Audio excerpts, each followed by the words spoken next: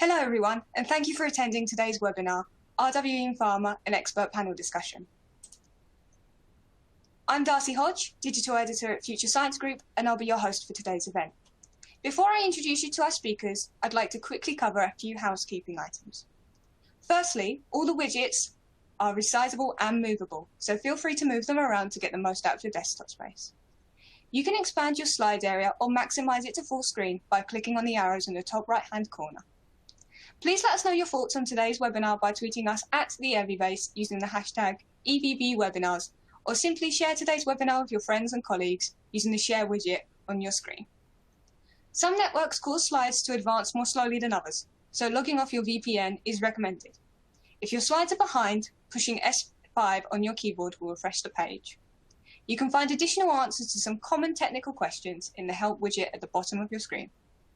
An on-demand version of today's webinar will be available approximately 1 hour after the webinar and can be accessed using the same audience link that was sent to you earlier. So, we are delighted to have Sriram Ramagopalan from Roche chairing the discussion for us today. Also speaking in the discussion are Courtney Davis from Janssen, Jennifer Christian from IQVIA, and Katia Ploenka from Alira Health. Sriram, or Ram to you and me, Ramagopalan, is the Global Head for Real-World Evidence for Market Access at Roche. With a PhD in epidemiology from the University of Oxford, he is interested in leveraging routine data for market access, alongside using novel data sources to understand the impact of disease and benefits of treatment. Courtney Davis is Vice President of Epidemiology for the Janssen Pharmaceutical Companies of Johnson & Johnson. With a PhD and MSPH qualifications in epidemiology from the University of North Carolina at Chapel Hill, Courtney uses her 22 years of experience to lead Janssen's epidemiology team using real-world evidence. Jennifer Christian is Vice President and General Manager of Medical and Scientific Services at IQVIA, where she utilizes her expertise to lead data scientists in supporting regulatory, payer, and clinical decisions. Jennifer's research strengthens the efficacy and safety of healthcare products. Katia Ploenka is Director in GMA RWE, working across the RWE, market access, and patient engagement teams to design evidence generation strategies that support health technology assessment and patient needs.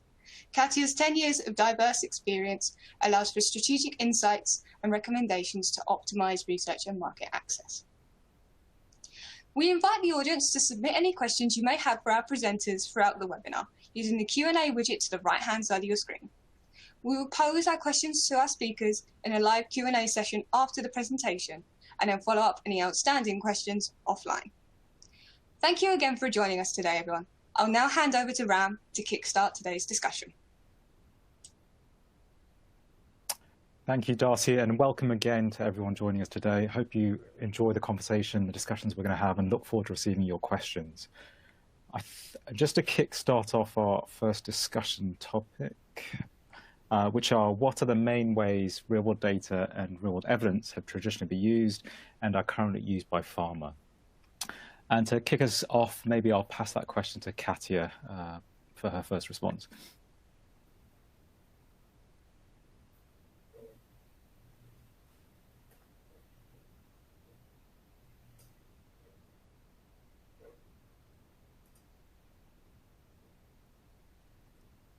Katia, I'm not sure if you're having any issues. Hi, can you hear me? Yes, we can. Yes. Okay. Good afternoon, and thank you very much for the invitation. Very happy to join this panel discussion. So I was saying, yeah, there are many ways that real-world data can support and are used by pharma, all the way from the traditional characterizing the epidemiology of the disease. That's usually where, if you think about from the beginning of the valid demonstration of a new technology, usually start by demonstrating, really characterizing that unmet need that exists. So you're going to invest in a technology where there's high unmet need. You need to understand the size of the target population. This is quite important for HTA, which is kind of the perspective that I'm bringing to the discussion today. Also, we can talk about characterizing the economic burden. That's quite important to feed onto those economic models that you need to develop, and again, to demonstrate what's going to be the impact of bringing that technology into the healthcare. And yes, I guess recently we've seen a big increase on the usage of real-world data to support efficacy with external control arms, for example, using supporting single-arm clinical trials. I think this is a topic that is quite interesting, and there's a lot of light shining onto this topic right now. And more, we see more and more products being approved by regulatory agencies using real-world data and using real-world data in this setting to really fill that evidence gap that before was there and wasn't really filled. But you can use real-world data to demonstrate the endpoints and the outcomes in the real world and compare that with a clinical trial. I mean, there are many more ways, but I think our telepanelists also can provide more input here. I mean, I could go on more, but let's listen from our clearly a colleagues as passionate well. topic of yours, Katia. No, but that's a really nice overview. Jennifer, Courtney, or perhaps to Jennifer first. Any other things that you want to add? Sure. I mean, that was a great overview. I mean, and thanks again for having me and contribute to this discussion. I think traditionally we've used real-world evidence and real-world data to either estimate safety signals, understand once medicines are approved, how detect any safety signals, evaluate the extent to which those safety signals are associated with a new drug or treatment as part of a post-marketing, safety surveillance. The other way traditionally we've used it has been descriptive to understand the natural history of disease, the incidence and prevalence of the disease in communities, the comorbidities and the outcomes associated with it. I think we started to move into using real-world evidence to inform the design of clinical trials. What are the expected event rates? What impact do inclusion-exclusion criteria have that might influence our recruitment areas? And then, as we move forward to now, it's really extensive how we're using real-world data and evidence, from also evaluating the effectiveness of new treatments and using it to support regulatory decisions. So as Katia mentioned, not all drugs or treatments or devices can be studied in a clinical trial. And so it may be that we're using real-world evidence as a benchmark or an external comparator. It could be that we're using it to roll patients over from a trial into longer-term evaluations of safety and effectiveness. And I would characterize pragmatic trials as generating real-world evidence, estimating, even using randomization, but then following patients in routine care to understand how the benefits and risks of using the medicine amongst a population who would be and is eligible to take the new treatment or device. So I think there's many more applications coming in terms of the use of AI and NLP, and that will continue to accelerate the evaluation and use of our treatments. But maybe over to Courtney to extend it. Yeah, I have the unenviable task of being last. So, I'll try to think of anything that wasn't already said very well by Katia and Jennifer already. So I'm really going to also start thanking you for including me today in this panel discussion. And I will just reiterate, I think real-world data and real-world evidence are complementary to clinical trials and supplement our understanding of safety and effectiveness of products. And I think it's already been highlighted that they are particularly helpful when it might not be feasible or ethical to conduct a traditional randomized trial. And they can play a big role in understanding rare events. So I would highlight the importance of real-world data and real-world evidence to understand both rare events and long-term effects of medicines or products, because really keeping people in traditional studies when there's high attrition or costs makes it difficult to achieve our understanding for rare events and long-term effects. So we really need large populations and much simpler strategies. So that's where real-world data and real-world evidence can be helpful. I would also highlight benefit risk and kind of quantitative structure benefit risk as a growing area where we're using real-world data to help inform decision-making, especially as populations become more diverse and complex post our traditional phase 3 programs in pharma. And then maybe one more thing to add about using real-world data as external control comparator data, which is a very exciting area. At J&J and Janssen, we work together with our data science colleagues, and we've been exploring the use of real-world data to both supplement clinical trials, so as well as to think about how to use it in the context of long-term extension. So as Jennifer mentioned, sometimes when clinical trials end, everyone has the opportunity to access the intervention and continue to be monitored, but then we're left without a control group. And so that's another important thing. If we're continuing to follow up for longer term effectiveness and safety, we need to pull together an appropriate control group to be able to make a causal inference about the effect of the intervention. So that's another emerging area where we're really happy, especially on the safety side in our epidemiology department, to work on those kind of questions. Back to you, Ram. Thanks, guys. No, I guess you're all very passionate about this area, so really nice answers. And Courtney, perhaps to be fair, I can go back to you first, but one thing that Jennifer laid out quite nicely is like the history of the use of real-world data. So starting off from safety studies and the acceptance of safety studies, going all the way now to, I think, more external controls. What do you think that has allowed that, and why are we getting this greater use of real-world data? Well, I think there's a lot more comfort at first in using real-world data to examine safety, just because it was the unintended effects of the product, right? So there's always a lot of concern about confounding when we're looking at non-randomized assignment of treatment and then trying to observe the effects afterwards. So I think because safety were the unintended, consequences of medicines, we started off looking at using real-world data to answer those questions. And worked as a field for decades to try to advance the methods to do that well.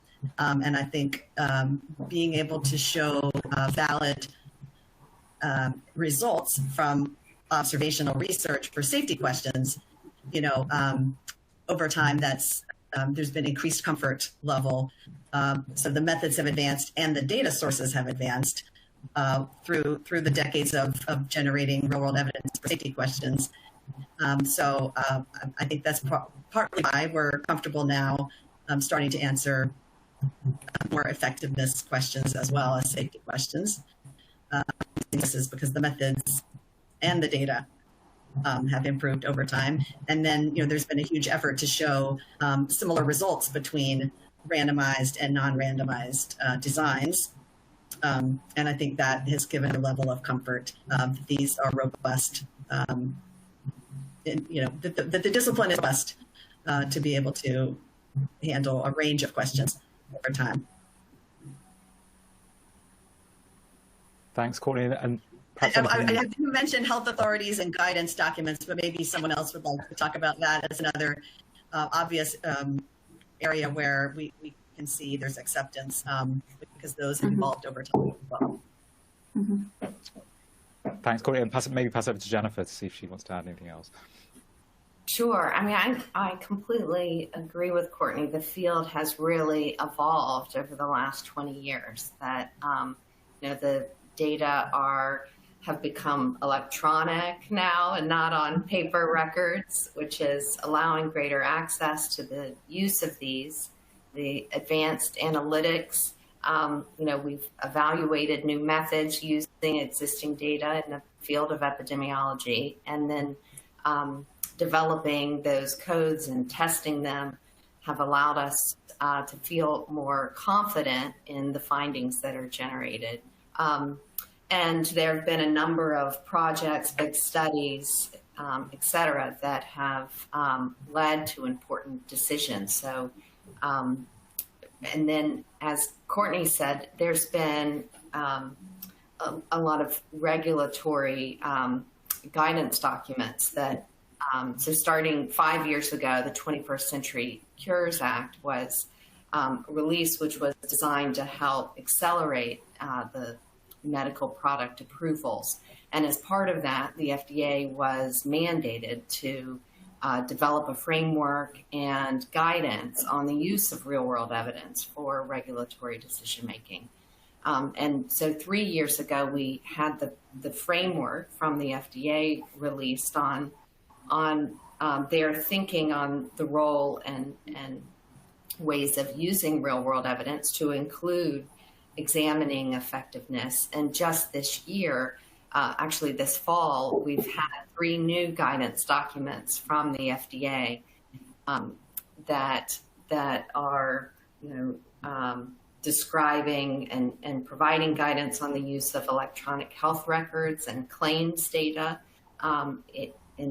including understanding the provenance and the quality of those data to describe if they're fit for purpose or sufficient for the particular research question being proposed for regulatory decision making.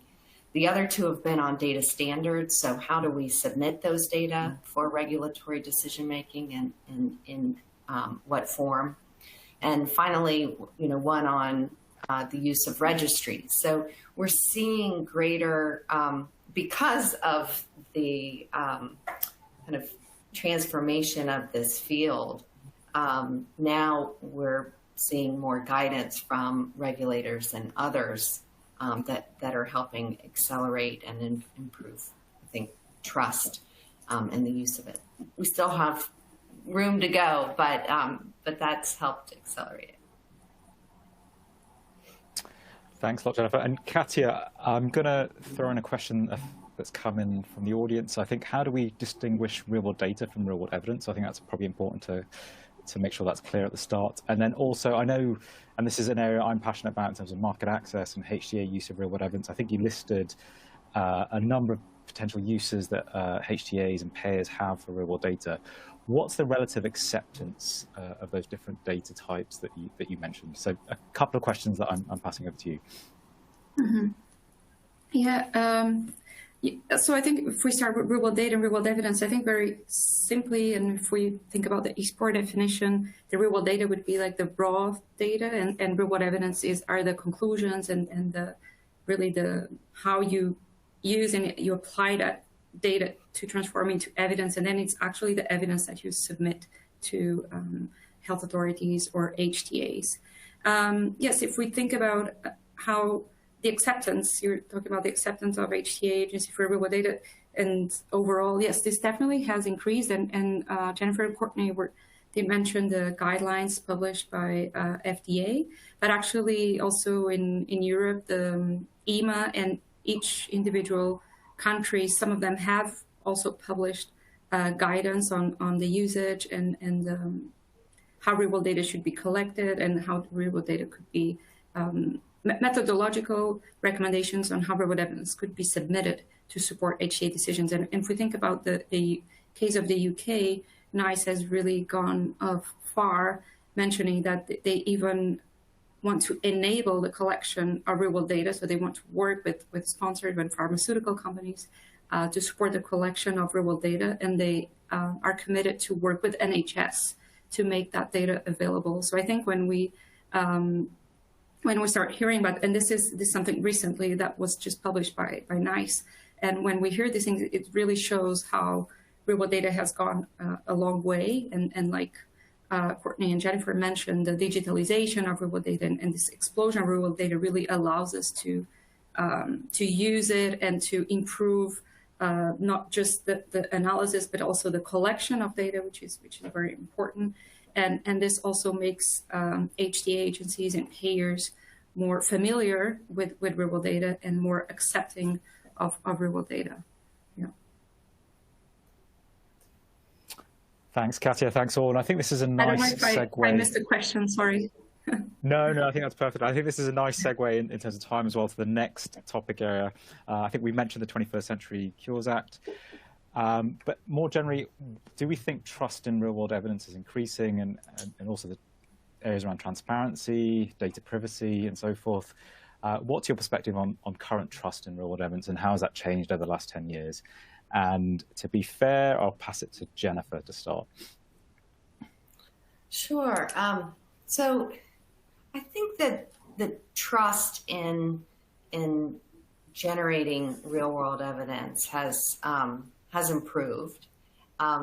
There's still room to grow, but efforts like the Friends of Cancer Research, which brought together a number of different data stakeholders to generate evidence on the same question in 6 different data sources, was helpful in examining the consistency of findings or understanding differences that one might expect from kind of different populations. So they used a common protocol, similar analytics to understand what might need to be changed depending on the data source. Maybe some variables are best optimized using the information within that data source. And so you might have some variation in the definitions, but by and large, working across these different groups to generate evidence on the same question. And what they found was similar overall survival rates among patients taking PD-L1s in non-small cell lung cancer. But this type of project was useful for building trust, understanding differences, developing common approaches and definitions. And I'll just say we just published an article this week within the JCO Clinical Cancer Informatics that was comparing those same findings to then UK, the Cancer Analytics System, which is Cancer Analysis System, which is a national cancer registry, nationally sourced, catching about 99% of all cancer deaths in England. And that was, and we found similar results to what was found across all 6 US data partners. So this kind of effort, and using some gold standards where you would expect to estimate all deaths in a population is helpful and should be done across a number of therapy areas to continue to build our understanding and trust of the use of data. Thanks, Jennifer, and congratulations on the publication. Passing it to Courtney, and Courtney, I know I may have got this wrong, but I think you're involved in ISP, and maybe there's a perspective from the ISPOR workshops on transparency as well. Yes, I am very involved in ISP. Thank you for bringing that up. And actually, I should have mentioned in the previous answer about how far the field has come, that the hard work of our ISP and ISPOR colleagues in developing best practice in conducting observational research was also pivotal, I think, in advancing the field. So I should have said that. Thank you for mentioning that. This question about trust in real-world evidence, I have a couple points to make about that, because I think transparency is fundamental to building the trust. And one way that we've been working together has been in public-private kinds of partnerships, and also larger networks, so that the data providers are able to participate, and they're absolutely critical to building the infrastructure and building the evidence base. Because neither the healthcare industry nor the government nor the regulators nor the industry partners can do it alone. It does have to be a joint effort. And one example I could share would be initiatives like Odyssey. Odyssey stands for the Observational Health, Data Sciences, and Informatics Community. And at Janssen, we're one of the founding members of Odyssey. It's a global open science research collaborative. And I think that open part is part of the transparency message, working to generate evidence and help inform decisions. And it right now involves about 300 or more than 300 databases and hundreds of millions of patient lives in 30 countries. And they work, the data from data partners standardize their data sets to a common data model, and that facilitates collaborative research and large-scale analytics. And everything is open source and shared in terms of the code, and it's available to the public domain as well. So I think that engenders a lot of trust. People can go check for themselves. They can join. They can be part of the research community. So that's one example. The other example I would say is bringing the patient point of view into research. I think that's a really important part of also building trust, is so that the patients are empowered as well. And an example of what we've been doing at Janssen is we have a benefit risk team, which is part of epidemiology, and we conduct patient preference studies to understand what patients think. It's really critical when you're designing research. And for instance, to understand their perspective about potential adverse events and trade-offs for what they would accept in exchange for instance, delaying onset of a chronic disease. As a recent project we worked on, we found out patients would accept more risk for the benefit than physicians expected. So sort of traditionally, we would design studies and ask physicians, what do you think? But when you actually bring the patient perspective in, you can learn a lot. And in this case, we learned the patients were more willing to accept risk, and we shared that with the health authorities. And they were also very interested to learn that. So I think having patient input is another way to improve trust in real-world evidence. Thank you, Courtney. Passing over to Katja for final thoughts on this. Yes, so Courtney, I think I wanted to highlight I really like what you brought, the idea you brought now about the patient perspective, because at Alira Health, we from the Real World Evidence Group, we always work very closely with our patient engagement team. And we actually try to advise our clients to really bring that perspective the earliest possible, because it unfortunately does happen sometimes that the real patient engagement studies only come in maybe a little bit too late. But I just wanted to stress out how important that is to really use the patient perspective and collect the data from the patients to inform the overall evidence generation strategy. So not just the real world data strategy, but overall the overall evidence generation strategy. And when we're talking about trust, I think trust in the use of real world data for some of the things that we were mentioning before, like characterizing the epidemiology or even the standard of care, which is quite important in Europe, because we have all these different markets with different ways of analyzing and evaluating the added value of a product. And sometimes that standard of care that was used or the control group that was used in clinical trial, although it makes sense from a US perspective, or it may not make sense to all of the individual markets in Europe. So using real world data to really characterize the individual market standard of care and treatment patterns, this has been used since a long time, and I think there's high trust in there. I think when we talk about trust, we immediately think about using real world data to support efficacy and effectiveness claims, and I think this is where maybe trust becomes a little bit more questionable. But again, I think this dialogue with the regulatory agencies and with the HTA agencies early on, and discussing the overall evidence generation plan and strategy, and how the data is going to be collected, making sure that methodologically the whole process is sound and strong.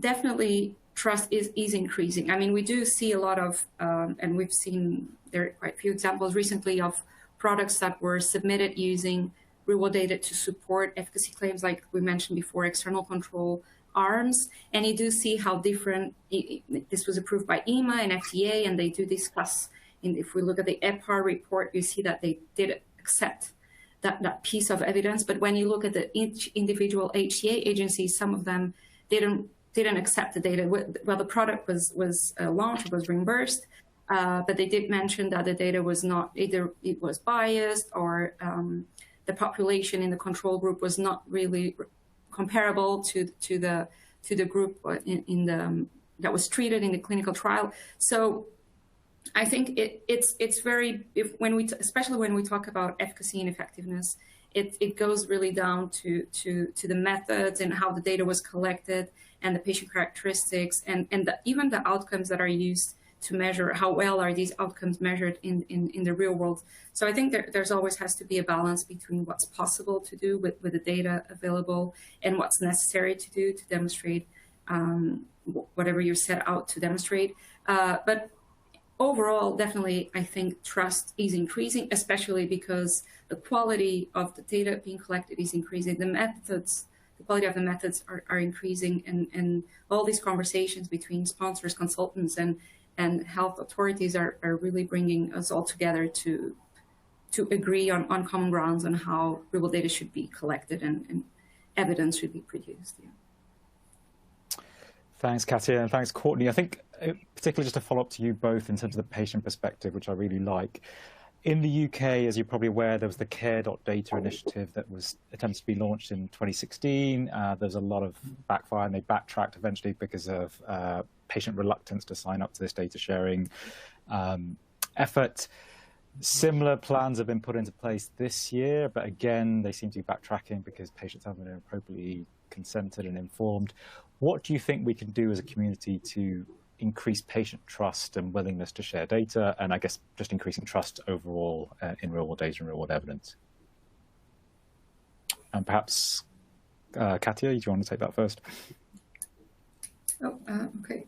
I think increasing transparency overall, and really making sure that there's a dialogue between all the stakeholders involved. I think that this definitely increases the trust and from patient perspectives and from regulatory or a payer's perspective. Yeah, I would say that transparency and dialogue are key in this process. Yeah, I just maybe answer it slightly differently, which are the national policies for the collection and use of healthcare data really differ from country to country, and often the legal framework isn't completely prescriptive. So, the U.S. data privacy laws are this patchwork of state and federal laws, and I think we do need clearer policies that allow and support the data use, but also protect the privacy of patients.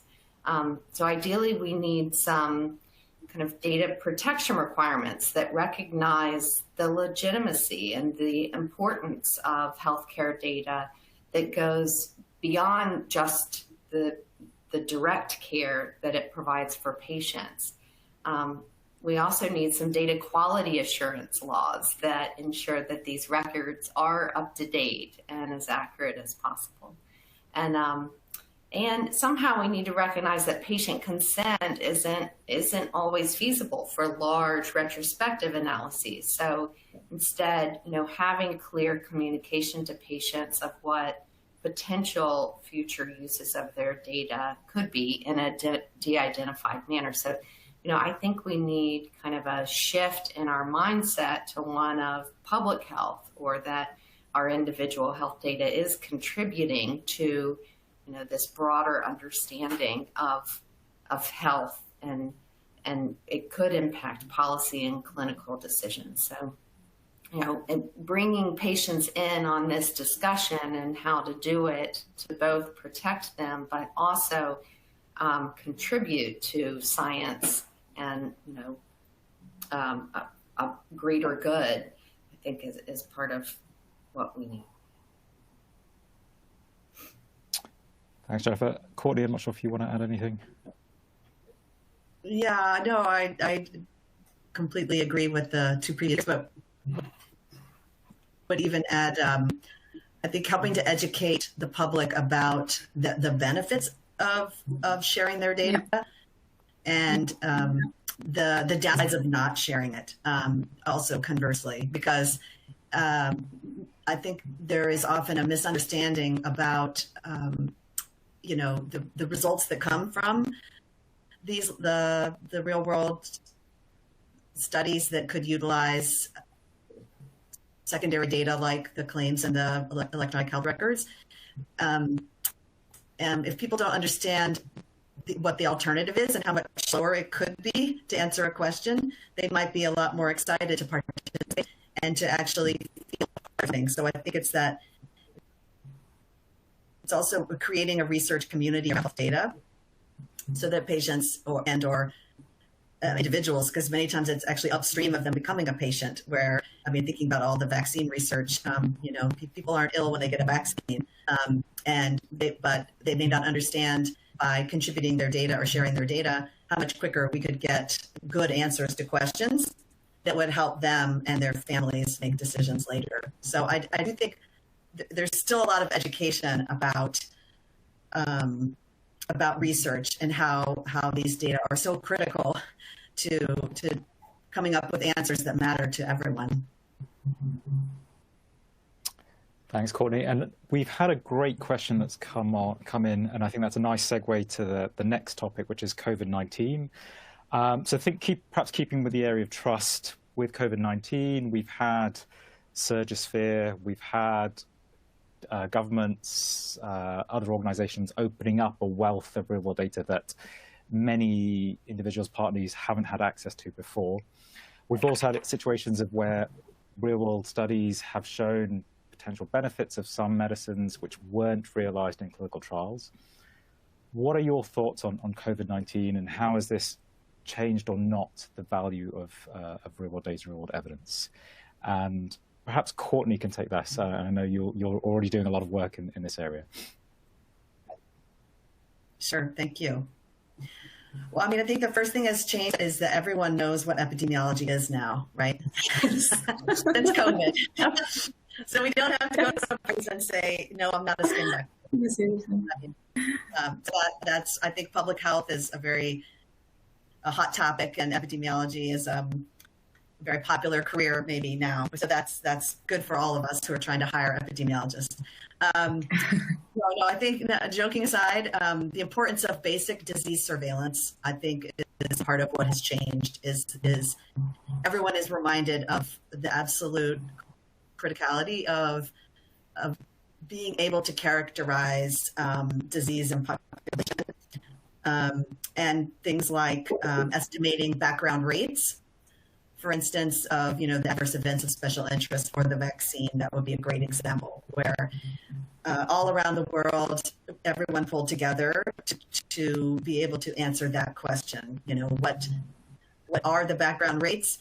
And what does it mean in the era of COVID when people don't go to the doctor as often? Is it relevant to use historical rates? How do we get contemporaneous rates? You have people collaborating all over the world to answer questions like that. It has been so impressive to see how fast people could work together and overcome boundaries that historically maybe have, people felt were too great. So I think just fundamentally people collaborating to address public health has been very, very encouraging. Also, understanding early evaluation of interventions early in the pandemic is another example of doing pragmatic trials very rapidly and in a distributed fashion, again, so that we could get answers that everyone needed. Each hospital doing it themselves to answer the question. We had to work across institutions, across regions, across countries, and it was because of the state of the art now of electronic health data, and using common data models as another enabler.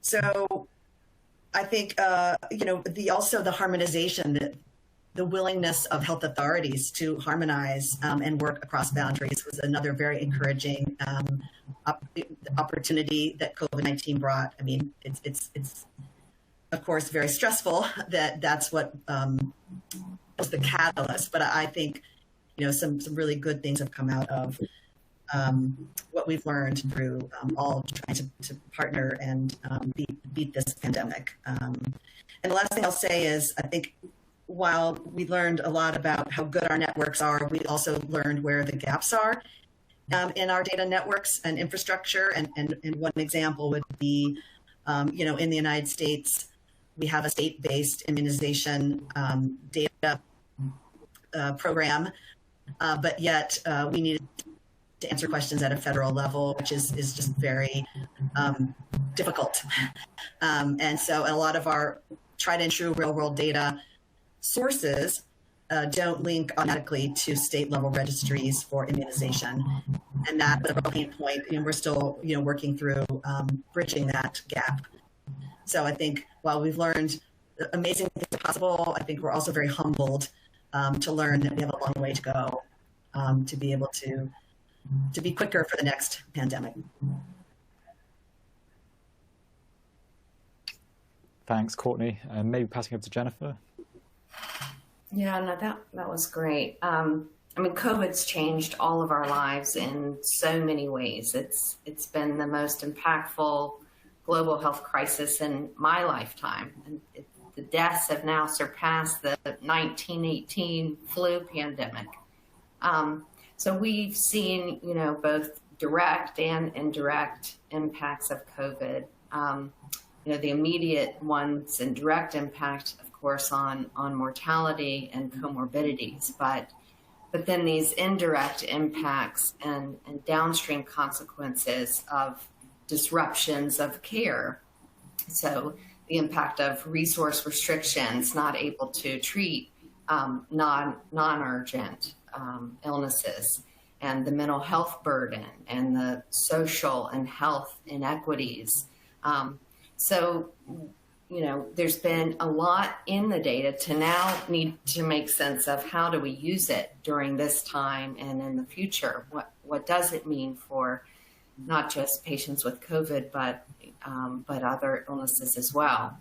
And I think that this time has led to us working in more efficient ways and different ways. Our webinars, our telemedicine.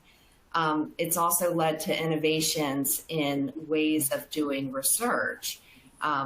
So collecting information through telemedicine, or increasing the use of real-world data in clinical research so that we're minimizing the burden of data collection. It had incredible impacts on the number of clinical trials that either need to be halted or delayed in recruitment, and the recognition of all the questions that could be answered with real-world data, as opposed to just clinical trials. So I don't think we would know much about COVID without this compilation of bench research, clinical studies, and real-world data.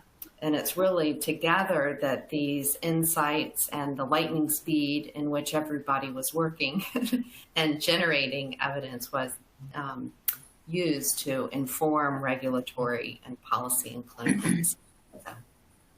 So, again, more to learn from it, but this was certainly enabling or a catalyst for bringing together disparate sources and ways of generating information to answer key questions. Thanks, Jennifer. And Katia, any thoughts on the impact of COVID-19? Yes, there's little to add, but I think it really, like Jennifer and Courtney touched, it really increased the willingness to share data from a user perspective. but then also the kind of forced digitalization of health, like telemedicine that you were mentioning, the data being collected just boom, right? We have many more ways of not collecting the data. And I think real world data is going to play an even more important role in the years to come to measure the true impact of COVID-19 and overall in health. And like Jennifer and Courtney were mentioning, that it's not just the impact on the disease, but all the other disease, all the other conditions that remain to be diagnosed, or the impact on mental health due to isolation. I think we're still going to see impacts of COVID-19 on how real world data is used in many, many years to come. So I think that's, important. Thanks, Katia. And perhaps going to segue for our last and final topic and opening up for other questions from the audience is, what's the future perspective? So we've had this massive shock of COVID, which has enabled, I think, more wider use of real world data and evidence, as you said, Katia, in terms of more data being available. What would we like to see maintained for the next 5 to 10 years? Where do we want real world data and evidence to be going? It'd be good to get your perspectives. And there was another question that came from the audience, and I know Jennifer mentioned about the use of artificial intelligence. Where do we see this going as well? And perhaps I could start with Jennifer on this one first. Sure. So I don't know which one to take first, but maybe just a quick answer for the AI and NLP question is, of course, I see increases in the use of it. We're using it now to improve the way we conduct evidence synthesis and literature reviews. So we can make very specific requests using AI to review the literature and go from 33,000 articles to 15 targeted articles of relevance within 5 seconds. So using analytics is helping improve and reduce time necessary to filter through all the noise and get to the information that you need. And of course, there are applications I think that we'll see in clinical medicine as well, in reading EKGs and reviewing imaging, detecting cancers. I'm not a fan of a black box, not understanding the approach. Instead, demonstrating the validity of the tool to optimize and improve efficiencies is important. But in terms of where I think we're headed, I think there'll be this greater adoption of connected intelligence, meaning including the use of real-world data, these technologies, these advanced analytics to inform clinical and regulatory decision-making. And I think this is going to happen, in a few different directions. First, at the clinical site and within the healthcare system, you're going to see more of these tools used to inform decision-making. We need clinical evidence to support and improve patient-level decision-making. And so I think, at least in the U.S., it's going to happen a bit fragmented by clinical office and health system, but eventually this adoption of tools and technology will enable even better clinical decision-making. At the same time, I think you're going to see the direction, as we do, from regulators and policies and to improve and expect, a level of documentation and quality for generating evidence for decisions. And these pilot projects, these large studies that are demonstrating how we connect and generate evidence. I think that the UK's recovery pragmatic trial is just a beautiful example in the time of when COVID was just getting ready to come to the UK, of setting up an infrastructure, embedding this pragmatic randomized trial to answer questions around the effectiveness and safety of either existing products available that could be used to treat patients with COVID who are coming to the hospital, and then also, new treatments, and informing decisions much faster and what to use for patients as they come in. So systematically collecting information and then informing these decisions. So I hope that's the direction that we're headed. But it takes some time to get there, and everybody's contributing in different ways to do it. Definitely hope so too, Jennifer. Katya, what's your view on real-world data for the next 5 to 10 years? Yeah, I mean, I agree with what Jennifer just mentioned. I think we're going to see an increase in this harmonization exercise and efforts, especially in Europe, where we have fragmented markets, and some countries they're more advanced, so they have better available tools or data sources to collect data. I think definitely with the push of COVID-19 and the initiatives that are also being brought on by EMA in Europe, I think definitely the harmonization across countries of data is going to increase, and things are going to really start going that direction, and that's really going to facilitate the usage, and it's just going to be speed up the whole process. And then definitely, like in these post-marketing commitments, I think we're going to see more and more of that, and even with medical devices, for example, I think we're seeing more and more that these products are being approved with very limited evidence in the beginning, but with a commitment that you're going to be able to collect live data from the devices themselves and analyze it and cement demonstrate the evidence. So I think definitely just going to become more and more entrenched in the overall process of approval and post-approval of products. Yeah. Thanks, Katya. And then maybe passing over to Courtney for a pharma perspective on this question. Sure. I guess, again, building on the excellent points made by Jennifer and Katya, I think there's just probably going to be a continuing democratization of the real-world data over the next 5 to 10 years, excuse me, where I think the transparency, there will be huge pressure to keep up that transparency so that the populations who are sharing their data, who really are enabling all of the research, right? Let's be honest, if they don't give their consent and share their data, we have nothing to work with. So I think that we need to, as pharma and other investigators, we need to continue to be vigilant about being transparent with protocols, with analysis plans, with sharing results as soon as possible, right? Making all of these things very accessible. That's our obligation in order to continue to have the privilege to work with these data. And then I think the data providers, they're also going to have a lot of pressure on them to continuously demonstrate the provenance, the quality of their data in order to be part of these beautiful studies, as Jennifer was describing them, because they really are, when they're well done, they are beautiful. So I think we all have to uphold our responsibilities to be able to advance the use of real-world data and real-world evidence, and also advance the methods, because we have had a huge advance of the quantitative methods which allow us to use non-randomized data to answer important questions.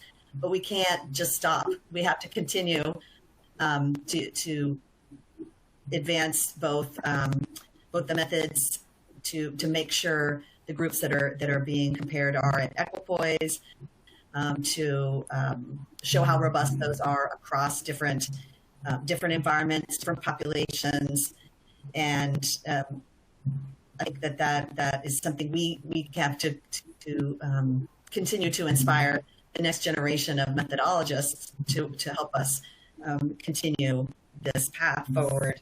The other thing I would raise is, lower and middle income countries, They are less mature in their real world data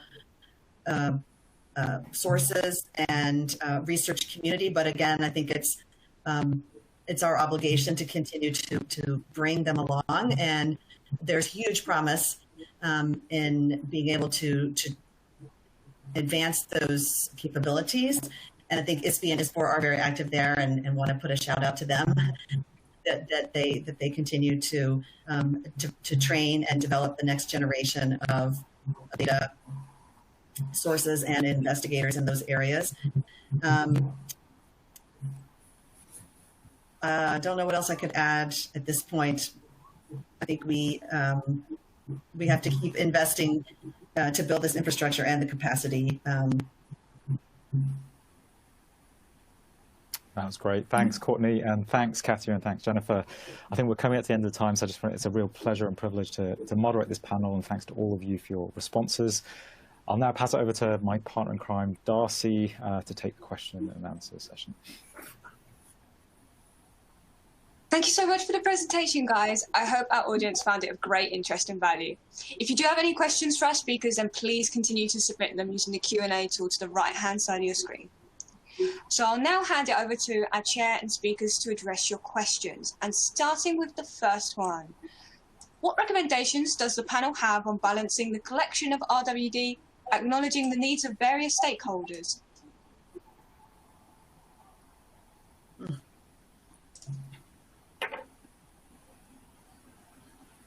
So if maybe I can start.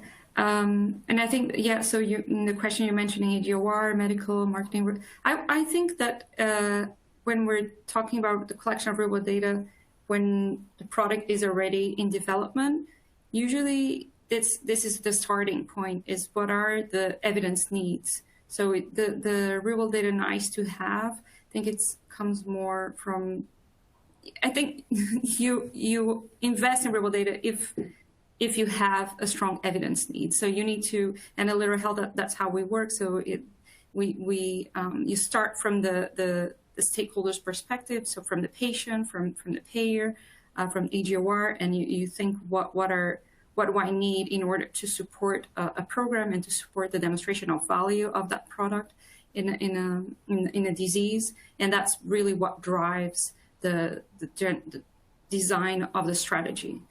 So I think that's, yeah. Lovely, Katya. Does anyone have anything else to add? It seems like the person had the question from perhaps working in pharma, so I think they're talking about HUR, medical affairs, regulatory, and so on. And in my experience, it's always a bit of a fight. Every function has their own interests and things that they want to drive and their specific questions. So as Katya mentioned, when you're having your evidence generation plan, you need to have an open, transparent discussion and see what each stakeholder wants, and then kind of appropriately prioritize everyone's needs based on timelines, budget, logistics, and so forth, and kind of come to an agreement about how you could address the needs of stakeholders. And potentially there's a HUR study that could address medical affairs as well if there's a few objectives added into there. But I definitely see where that question's coming from. Yeah, I would just add, it used to be we wanted to add as many things on to a clinical trial as possible. And that just becomes somewhat overburdening of the, from the clinicians and patients. And, I would start with what your evidence plan is, and then think about the pathways in which to get there, not making one study overly complex. There may be ways of getting to the evidence needed in a subset of the population that, or creating kind of an external comparator to answer a number of questions in real world that are similar to what your clinical trial is generating in terms of the study population. But just kind of being strategic about how to generate and inform your stakeholders. The other piece of advice I would offer is to be engaging with your stakeholders early on and ensuring that you understand the needs. An HTA may have a different comparator in mind than one by a regulator or one in a different country. So, so really kind of mapping those evidence needs and then figuring out the best approach. Mm-hmm. Amazing. Thank you for all your contributions. I'm afraid that is all we have time for today, so we will address other questions offline. If you do have other questions for our speakers, please feel free to send them to webinars@evidencebaseonline.com. I would like to once again thank our wonderful presenters as well as you, our listeners, for your time and questions. If you would like to let us know your thoughts on today's webinar, please feel free to complete our feedback survey in the resource widget or tweet us at the EviBase. Don't forget to visit us at evidencebaseonline.com/webinars for more panel discussions and webinars. Thank you for attending, and goodbye. Thanks, everyone. Thank you.